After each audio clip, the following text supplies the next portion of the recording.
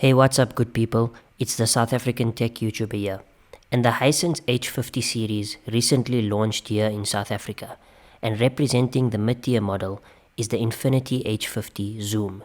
This model comes in between the highest-end H50 and the low-end H50 Lite, which were also released alongside the H50 Zoom.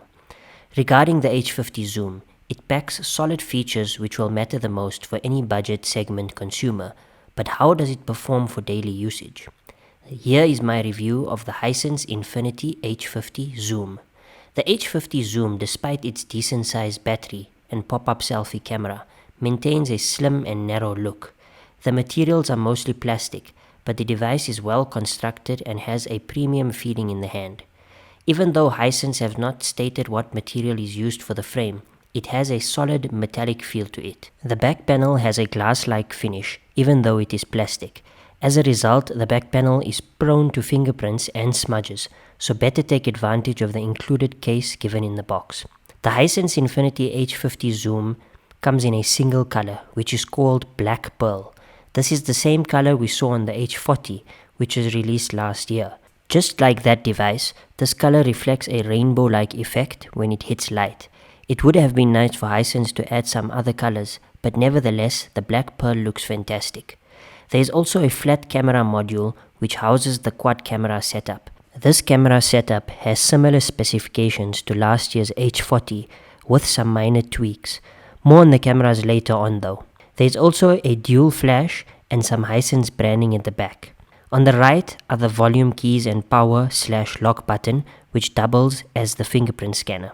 We have the hybrid dual SIM tray for either 2 nano SIM cards or 1 nano SIM and an SD card. Up top, we have a microphone and the signature pop-up camera, which continues to amaze people even though the technology is over 2 years old.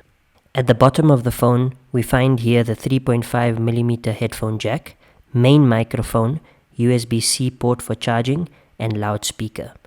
The device is heavy and slippery, weighing a whopping 194 grams and measures 9.1 millimeters thick. I suspect that this increase in weight and thickness is due to the inclusion of the pop-up camera, as it can't be due to the battery, as the H50 Zoom has an approximately 500 mAh smaller battery than last year's H40. Having said that, the phone is however compact enough to use with one hand. Of course, this is always subject to your hand size. For display, the H50 Zoom features a 6.53-inch Full HD Plus LCD display with thin bezels on the sides. At the top of the display is the earpiece, and at the bottom there is a minor chin. Unfortunately though, there is no information regarding the display protection which Hisense have used on this phone. Keep in mind though that the package comes with an included tempered glass screen protector, which is always welcomed. The display settings comes with a standard, vivid and cool color mode. You also have the option of manually changing the color temperature if you desire. Now the display quality is quite good. It has great contrast, vibrant colors, and gets sufficiently bright enough for outdoor usage. As this is an LCD display instead of AMOLED, there is a lack of inky black colors when watching media content. Scrolling through social media, browsing photos, or watching YouTube videos provides a pleasurable experience. The experience is further enhanced as the front camera is not on the display itself. As for the audio quality, the H50 Zoom features a single firing speaker. The speaker gets sufficiently loud, but at high volumes the audio tends to become very tinny, and there is definitely room for improvement in the audio department. As for software, the H50 Zoom runs on last year's Android 10, with Hisense's own software running on top of it. Pre-installed apps include a whole array of games, Showmax, TikTok, some other Hisense service apps such as Phone Clone and Branch services. As expected, all most popular Google apps come pre-installed on the phone, as Hisense have not been affected by the infamous Huawei ban. There is also a dedicated dark mode and gesture navigation which can be toggled on in the settings. Storage-wise, we get a generous 128 GB of storage, which can also be expanded if you insert an SD card. Now when it comes to internals, Powering the H50 zoom is the outdated MediaTek Helio P70 chip with the Mali G72 GPU. The H50 zoom comes in a single configuration, being 6 GB of RAM with 128 GB of storage. Day-to-day performance is decent, but could and should be better at this price point. Scrolling through social media, browsing the web, and general day-to-day tasks can be easily handled by this phone.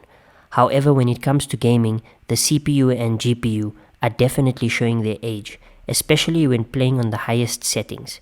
We therefore recommend playing on medium to low settings in order to get a smooth experience. Also note the phone will get quite warm after long gaming sessions. We tested Call of Duty Mobile, PUBG, and Asphalt 9, all of which were playable with some minor stutter and frame drops.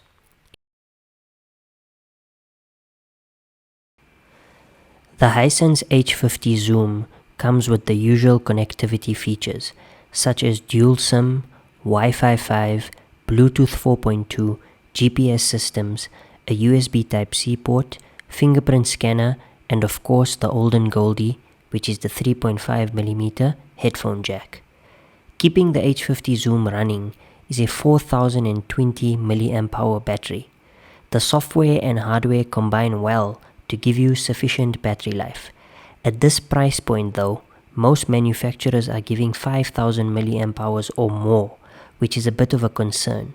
Despite the slightly smaller battery, the phone lasted us a full day of usage in our testing, but pushing it to 1.5 to 2 days is a bit of a stretch, unless you are a light user. There is also an 18-watt fast charger given in the box if you need a quick top-up. Now let's talk about cameras. The H50 zoom comes with a quad camera setup consisting of a 48 megapixel main, 8 megapixel ultra wide, 2 megapixels macro, and another 2 megapixels for depth sensing. Hisense have decided to upgrade the sensor to the Samsung GM1 sensor from the Sony IMX586 sensor, which we saw on the Hisense Infinity H40 from last year. Even though both sensors are 48 megapixels, the new sensor allows the H50 zoom to upscale the pictures to 108 megapixel using software. Please note, however, that the sensor is not 108 megapixels, but it is still a 48 megapixel sensor. The H50 zoom also includes an additional flash for pitch black environments. The front camera is a 16 megapixel shooter with a flash. Regarding image quality using the rear cameras, I was able to take some fantastic bright looking pictures with superb sharpness and contrast. The colors are also extremely punchy as well.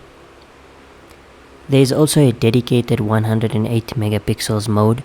However, I did not see any major difference between the 48 megapixel mode and the 108 megapixel mode. There is also an 8 megapixel ultra wide camera which allowed me to take some fantastic landscape shots. There is also a 2 megapixel macro lens which I found to be a little bit gimmicky. Regarding video quality, the H50 zoom can take video with 30 frames per second at 1080p, even though on the Hisense website it shows that the phone can take video at 4K. This is incorrect. Also, there is no optical image stabilization, so you better keep your hands very still or use a tripod. Overall, the Hisense Infinity H50 zoom is a fantastic device, and at the time of recording this video, the phone is retailing for 6,000 rands. I do, however, wish that Hisense would have allowed this phone to take videos in 4K, as well as if they improved the CPU and the audio quality. But having said that, this is a fantastic device. But what do you guys think? Would you consider buying the Infinity H50 zoom? Let me know in the comments section below.